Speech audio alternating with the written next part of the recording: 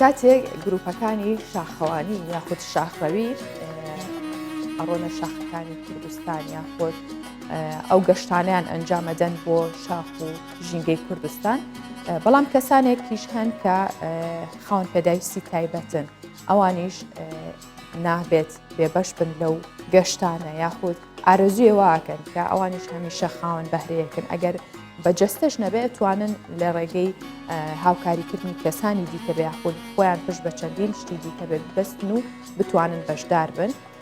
گروپێکی شاخڕاوی بەهار کە گەشتێکیان بۆ کەسانی خاوەن پێداویستی تایبەت ئەنجامدا، گەشتەکەیان بۆ بناری چیای سوورێن بوو کە ئامانجیش لەم گەشتی ئەوان دڵخۆشکردنی ئەو کەسانە بوو کە لە ناو کۆمەڵدان بەهرەیەکیان هەیە، هیچ کەمتر نین لە کەسانی ئاسایی، جگەلەوەی کە ئەوان تەنها بەهۆی کارەساتێکەوە بێ یاخود بەهۆی هەشتێکەوە بێ ئەندامێکی جەستیان لەدەستداوە یاخود ناتوانن کاری پێ بکەن، یاخود بڵێن ئەم شاخڕەوانە ئەم شاخەوانانە جگەلەوەی کە گەشتەکەیان ئەنجامدا و چوونەتە ئەو شوێنە و ژینگەی کوردستانیان بینیوە، دوایەوەش خوانێکی نیوە ڕۆژیان بەیەکەوە خواردووە و دەستیان بە ئاهەنگ و گۆرانی وتن کردووە.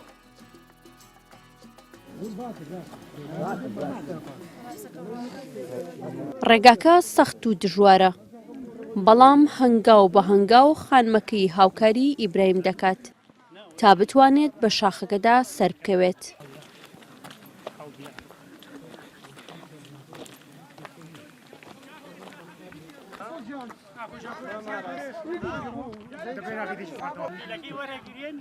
ئیبراهیم هاوسەرەکەی جێگای بینایی بۆ گرتوێتەوە، بە باشی چاودێری دەکات و هەندێک جار سەختی ڕێگاکە ماندویان دەکات و بۆ پشودان لەگەڵ منداڵەکەیان لە جێگایەک دادەنیشن.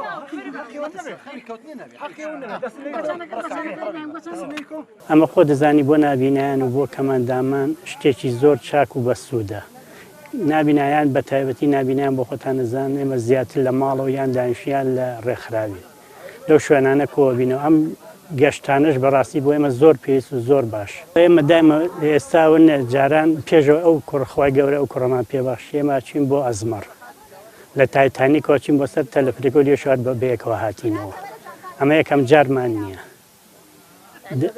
بەردەوامی بەیەکەوەین. ئەگە خۆی گەورە چای لەسەمە و چاوانم خۆی گەورە و چاوی پێبەخشیوە. منێ ببمێ بە غوڵامی چایاوی تۆیە. بە سەلامەتی گەشتەکە ئەنجامدرا. خاوەن پێداویستیە تایبەتەکانیش لەگەڵ ئەوەی ماندوو بوون بەڵام کاتێکی خۆشیان بەسەر برد. ئامانجی گروپی شاخڕەویەکەش دڵخۆشکردنی ئەو کەسانی ناو کۆمەڵن کە بە جۆرێک لە جۆرەکان ئەندامێکی جەستەیان کار ناکات. شکر بۆ خوا گەشتەکەمان گەشتێکی زۆر خۆش بوو، بە سەلامەتی چوینە سەرەوە و گەڕاینەوە، چوینە قەڵای زوحاک و بە سەلامەتی گەڕاینەوە. مەبەستی ئێمە لەم گەشتە ئاشناکردنی ئەو سروشتە جوانە و ناساندنی ئەو شوێنە ئاسارە بە ئەو خاوەن پێداویستە تایبەتانە بۆ ئەوەی بتوانین دڵخۆشیان کەین. مەبەستەکە ئێمە بەس ئەوەیە دڵخۆشیان کەین و هێنانە دەرەوەیان لە ماڵەکانیان یان لەو شوێنەی کە تیا ئەژین بەس بتوانن ئەو سروشتە جوانە هەستی پێ بکەن و بیبینین و دڵخۆش بن. گروپی شاخڕەوی بەهار ئەمڕۆ گەشتەکەیان جیاواز لە جارەکانی دیکە بۆ کەسانی نابیست و نابین و ناگۆ بوو بۆ گوندی نەوێ لە بناری چیای سوورێن. لە پاش ئەنجامدانی گەشتەکەش خوانی نیوەڕۆیان پێکەوە خوارد و دەستیان بە ئاهەنگ و گۆرانی کرد.